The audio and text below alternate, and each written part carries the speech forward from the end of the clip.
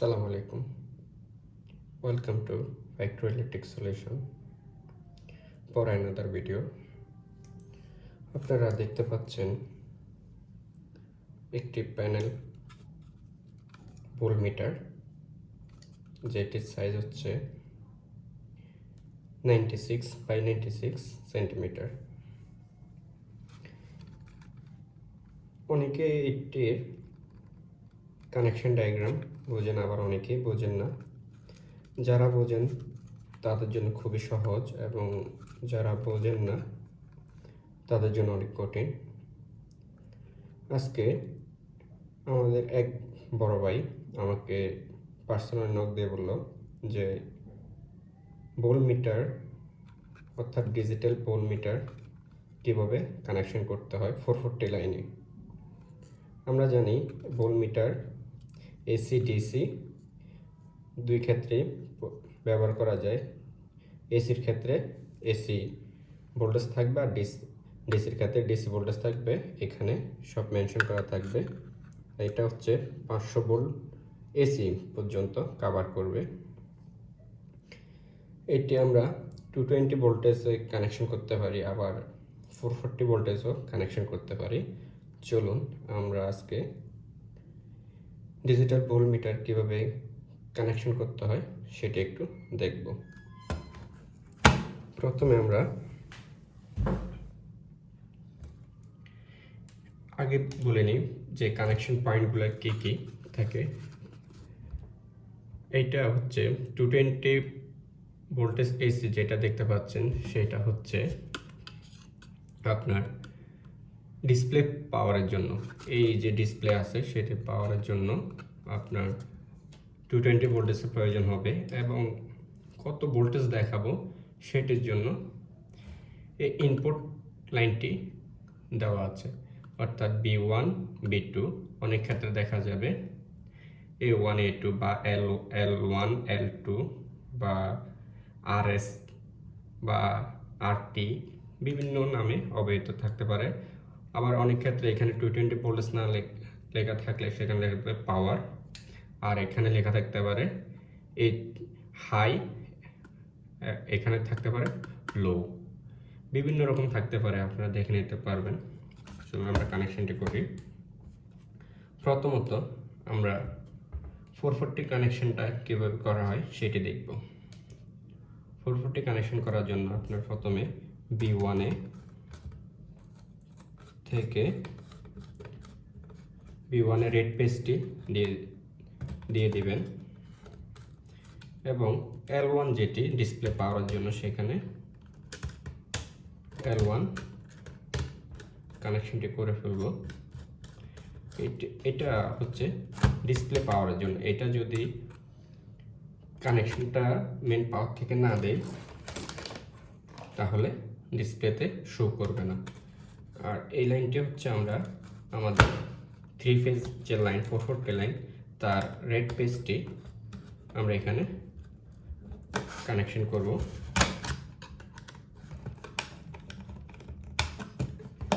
এরপরে আমরা B2-তে আমাদের যে RSটি অর্থাৎ ব্লু পেজটি কানেকশন করব। যদি আমরা 440 কানেকশন করি সেক্ষেত্রে এই দুইটা পেজ দিয়ে দেব। এটা প্রথমে প্রয়োজন নেই।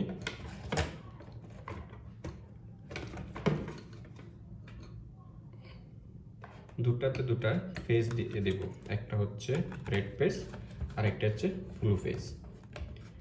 এবং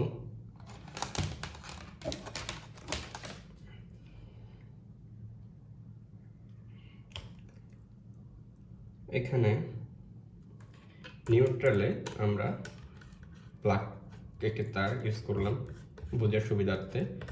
একটি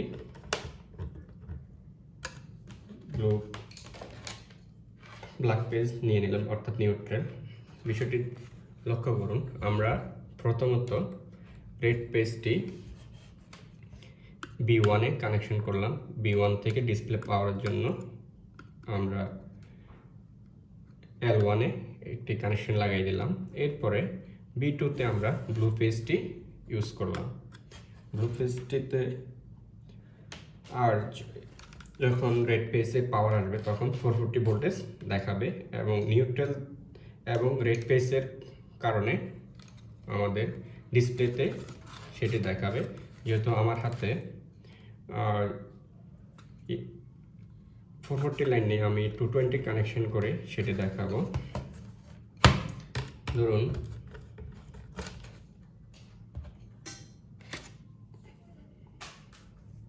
এখানে আমরা নিউট্রালটি লাগাই দেব এবং এই পেজের সাথে ব্লু পেজের সাথে আমরা একটি কানেকশন লাগাই দেব। এটি হচ্ছে 220 ভোল্টেজ দেখানোর ক্ষেত্রে। এইভাবে যদি আমরা কানেকশন করি সেই ক্ষেত্রে দেখাবে 220 ভোল্টেজ। 220 ভোল্টের জন্য আমরা এইভাবে কানেকশন করব।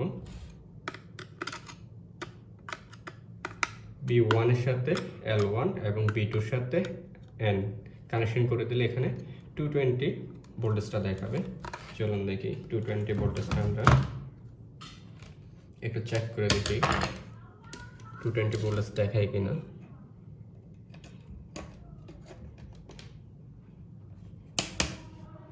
দেখুন 220 ভোল্টেজ দেখাচ্ছে। 201 ভোল্ট আছে এখন বর্তমানে, আপনার মেপে দেখতে পারেন। ক্লাম মিটার দিয়েও মেপে দেখতে বোঝা যাবে 220 ভোল্ট। এখানে আমরা 220 ভোল্ট কানেকশন করলাম। যদি আমরা 440 কানেকশন করতাম তাহলে এখান থেকে নিউট্রাল দিয়ে দিতাম, এখান থেকে এটা B2-তে আমরা কানেকশনটা দিতাম না, শুধু পেজটা দিতাম। এই পেজটা দেওয়া থাকতো এবং রেড পেজ থেকে শুধু L1-এ লাইন দেওয়া থাকতো, নিউট্রালটা আলাদা টেনে নিতাম।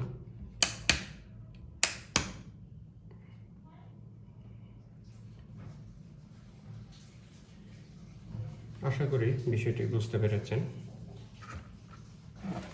আবার একটু রিভিউ করছি।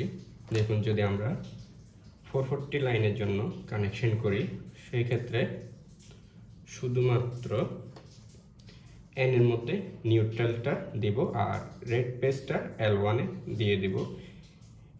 B1 এবং B2-তে 440 লাইনে দুটি কানেকশন আসবে। বিষয়টি খেয়াল করবেন আপনারা। এখান থেকে কোনো সংযোগ হবে না, শুধুমাত্র নিউট্রালটি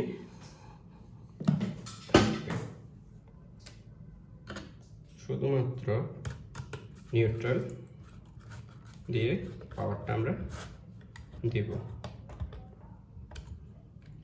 এই হচ্ছে 440 লাইনের কানেকশন B1-এ, অর্থাৎ যেখানেই আপনার 440 লাইন আসবে সেটা হচ্ছে B1। অনেক সময় হাই এবং লো লেখা থাকবে এবং এখানে 220 যে পাওয়ারটা থাকবে সেখানে পাওয়ার লেখা থাকতে পারে 220 ভোল্ট লেখা থাকতে পারে, 230 ভোল্ট লেখা থাকতে পারে, A1 A2 থাকতে পারে, এখানে B1 B2 থাকতে পারে, এইরকমভাবে।